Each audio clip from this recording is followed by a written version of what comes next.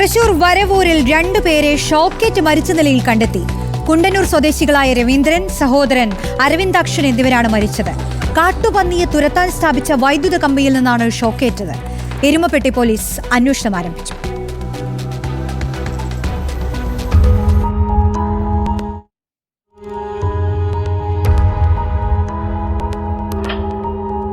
പിലാക്കാട് പനംകുറ്റിക്കുളത്തിന് സമീപമാണ് മധ്യവയസ്കരായ സഹോദരങ്ങളെ ഷോക്കേറ്റ് മരിച്ച നിലയിൽ കണ്ടെത്തിയത്.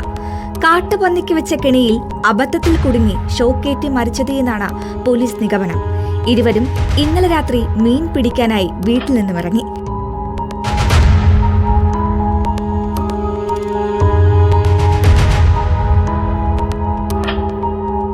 തിരിച്ച് വീട്ടിലെത്താത്തതിനെ തുടർന്ന് നടത്തിയ അന്വേഷണത്തിലാണ് പാടത്ത് മരിച്ച നിലയിൽ കണ്ടെത്തിയത്. കാട്ടുപന്നിക്ക് വെച്ച കെണിയിൽ നിന്ന് ഷോക്കേറ്റ് മരിച്ചതാണെന്നാണ് പോലീസ് പറയുന്നത്. തൊട്ടടുത്ത് തന്നെ ചത്ത കാട്ടുപന്നിയെയും കണ്ടെത്തിയിട്ടുണ്ട്. വൈദ്യുതി ലൈൻ താഴ്ന്ന നിലയിലായിരുന്നതിനാൽ അബദ്ധത്തിൽ സംഭവിച്ചതാകാമെന്നാണ് നിഗമനം. കേസെടുത്ത എരുമപ്പെട്ടി പോലീസ് അന്വേഷണം ആരംഭിച്ചു. റിപ്പോർട്ടർ, തൃശൂർ.